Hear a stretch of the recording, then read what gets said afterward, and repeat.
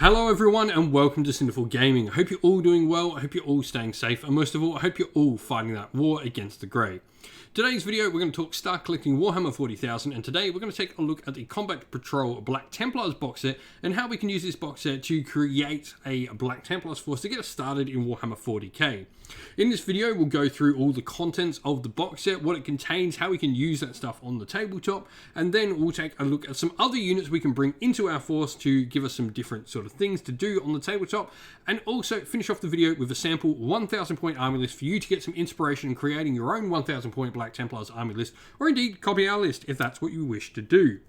So with that all said, let's talk about what comes in this box set. And the first thing we get is we get a Primaris Marshal, which is a Primaris Captain, just a Black Templars name for them.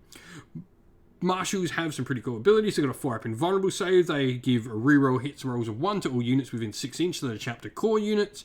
And they can have a variety of different weapons. This guy here in this particular model has a plasma pistol, which is strength 7, minus 3 AP, damage 1, or can go to minus 3 AP, damage 2, strength 8 if you choose to overcharge it, though he can hurt himself if he does that. He then also can have a Mastercrafted Power Sword, which is plus 1 strength, minus 3 AP, damage 2, great for killing other enemy marines. Generally, he's going to be taking out other marines pretty nicely with his weaponry. Other than that, he's just got access to a ton of different stuff and make a pretty decent leader for your Space Marine force. Next to him, we have the Primaris Crusader Squad. The Primaris Crusader Squad is the Black Templar specific troop choice. This is something of like a knights and their squires, you could imagine it being. You've got your initiates in here, which you get 4 models. You can see them. They are your regular marines.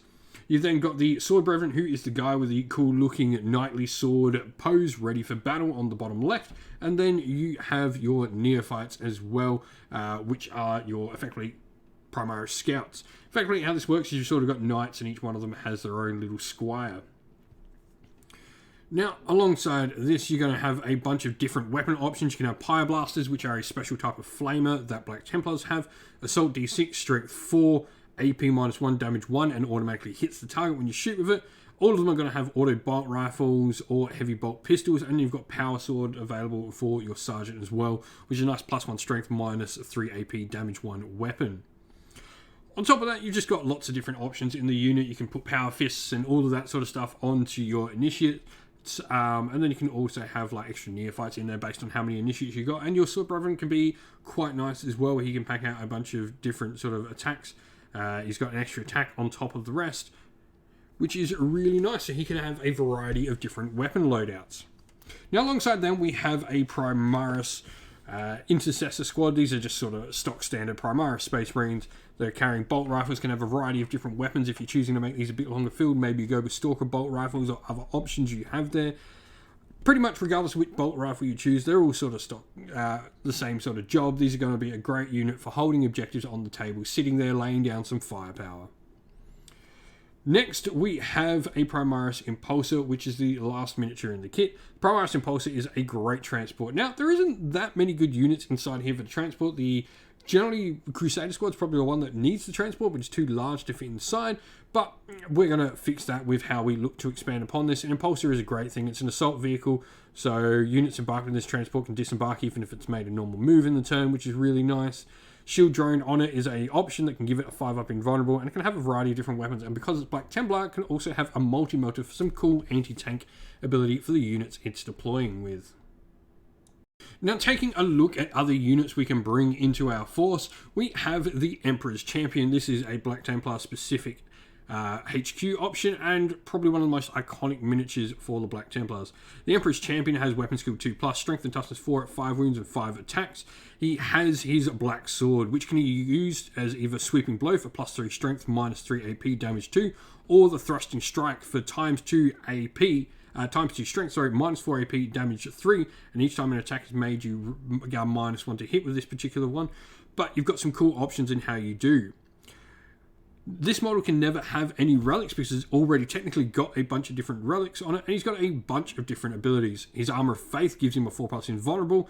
The Black Sword, as with red, has a couple of different weapon profiles. Honor or Death, this model is eligible to perform heroic actions if within 6 inch horizontally or 5 inch vertically of an enemy unit instead of 3 and 5.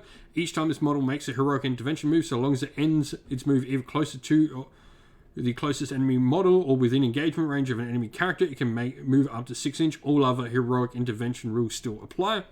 Martial superiority allows this model at the start of the fight phase. If this model is within engagement range of the enemy unit, it always fights first. Sigismund's Heir. Each time this model makes a melee attack against an enemy character, you can reroll hit and reroll wound rolls. And then Skillful Parry. Each time a melee attack is made against this model, you subtract 1 from hit rolls against it. Really solid combat character, going to go after enemy characters and take them out. Now, if you weren't a fan of the Emperor's Champion, you could look at a Primaris Champion. Unlike the Emperor's Champion, who is a little bit of a solo sort of hero killer, the Primaris Chaplain is going to buff the unit he's alongside with, so he's going to play a very different role. You can certainly make him more powerful, but he will sort of perform a more secondary role to the unit. For me, I like playing with the Emperor's Champion. If I'm playing Black Templars, I want to take the Black Templar units. But the Primaris Champion is certainly a very different option, and one that's viable, or indeed put your Marshal in there, or indeed either a Lieutenant or something as well. And what we're talking about going with is a unit of Sword Brethren. Sword Brethren are the elite choice Space Marines for the Black Templars. Sword Brethren have a variety of different options. They're sort of a mix of Vanguard veterans and Sternguard veterans all in one. It can have a bunch of different shooting weapons, a bunch of different combat weapons on them. Pretty cool stuff. Now, they're Vow-sworn Bladesmen, so while any Templar vow is in effect, this unit is not affected by that vow's passion. They've also got a bunch of different things they can use as well. Just so many different bits and pieces in that kit. It's absolutely amazing, the kit, on what it can build and what it can make out of. It's just tons and tons of different weaponry you can use. Now, the last thing I want to talk about is a Redemptor Dreadnought. Dreadnoughts are just good, and the Redemptor is probably the best vehicle that Space Marines have. The Redemptor Dreadnought can just pack out an unbelievable amount of firepower. It's going to give you some heavy arms fire, especially if you go with a Macroplasma Incinerator for a Strength 9 -4 AP, Damage 3 blast weapon if you choose to overheat it, or Strength 8 -4 AP, Damage 2 blast normally, which is really nice. It can have Icarus rocket pods for heavy D3 at Strength 7, heavy flamers, and it's a nice little Gatling cannon as well. The Redemptor Fists are nice at times to Strength, meaning it's going to be Strength 14. Just a all-round great solid piece. Packs out a ton of firepower, can take out enemy vehicles and fight enemy walkers in combat and do damage to enemy units as well. It's a really, really solid piece to have in any Space Marine force, let alone Black Templars, where an army that wants to get up close and start doing the fighting. And so here we have our little sample army list for you for the Black Templars, coming in at 999 points and 51 power level, if that's how you like to play. Because we've got our Warlord in the detachment we're playing, we don't have to pay any command points, so we've got all 6 of our command points straight up.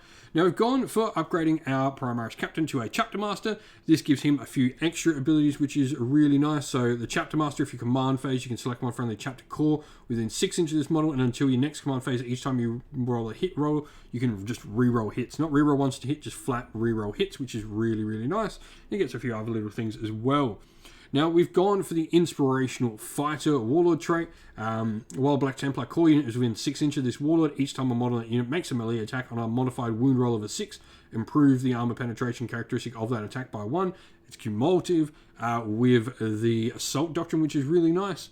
And then we've got the Sword of Judgment on him for upping that Mastercrafted Plow Sword to +3 Strength, Damage 3, instead of +1 Strength, Damage 2. Still remains -3 AP though. Added in the Emperor's Champion, he's stock standard because that's how he always comes. And then for troops, we've got our Intercessor Squad there, and we've got the Primaris Crusader Squad in there with our Pyreblaster in there and the Sergeant rocking the Astartes Chainsword. Where it really gets cool is we've gone for the Primaris Sword Brethren Squad, 5 of them in there. We've got a pair of Lightning Claws, a Power Axe, Power Maul, Plasma Pistol, and Pyre Pistol. Generally, I always recommend not like putting a pistol and a power weapon on the same model. If you're wanting to get some pistols and get some different weapons in there, try and only stick one upgrade on each model, so each model is much less valuable to the unit. Because all of a sudden, if you've got your Power Axe and your Plasma Pistol on the same dude, he dies, you're left a little bit in the dark. You've got no Power Weapon and no Plasma Pistol. So it's really important to sort of spread out those weaponry when you do. Now we've then got our Redemptor Dreadnought with his Fragstorm Grenade Launchers, Heavy Flamer, Icarus Rocket Pod, and the Macroplasma Incinerator for some really good firepower. He can do some tank hunting, he can do some troop hunting, which is really nice. So he's got a good variety of roles he can play on the tabletop. And lastly, we have the Impulsor in there with Storm Bolters, the Multi-Melter, and the Shield Drone, giving us a little bit of an anti-tank for when we drop off those Sword Brethren and the Emperor's Champion, and also going in and giving the Shield Drone to enable that transport to be a little bit protected. But if you've been playing with Black Templars in 9th edition Warhammer 40k, let us know how you've been going and what you've been doing down in the comments below. And so that is the end of the video. We hope you enjoyed it. If you did, please don't forget to leave a like and subscribe to the channel and drop us a comment. Let us know what you thought about the video. If you'd like to come chat more with me and other members of our fine little community here at Sinful Gaming, you can come and join our Discord server, which is linked down in the video's description. Lastly, if you'd like to help support the channel, you can do so either by supporting us on Patreon or YouTube members, both of which are linked down in the video's description, or you can indeed go grab some merch on our Ko-fi store. We've got some cool Sinful Gaming dice, which you'll see used on the channel, down for sale in there. Lastly, as a special thanks to everyone who supports on Patreon and YouTube members, we'd like to give you all a shout out on every video we do that you support. So a thank you to our Patreons, Christian Weir, James, Soren, Greenskins Gaming, AJC, Kenny Lowe, Alder and Shot First, Andrew Bowen, Nathan Fee, The Rising Ape, Q Dynamic, Agu, Anthony B, Anton Nielsen, JJ Austrian, Average Wargamer, Domir, Mark Harvey, James Cater, Dynet226, and Derek. And a shout out to our YouTube members, and a massive thank you as well to Green Roots Gaming, Kenton Young, Chris Wallace, Ronya, Villy, Lockloric, the Johnny84, David Ellsworth, Revenar, Wolfric Nick, Broken Chef, Ariana Edwards, Sean Scott, and Pink Nico Fire. Lastly, a massive thanks to Lady Witchfox Art, who does all the amazing artwork for the channel, and to Xmorphic, who has done amazing work in setting up our Discord server and doing amazing work over there. Thank you all for watching once again. Stay safe, everyone, stay well, and most of all, keep fighting that war against the grey. Ciao for now.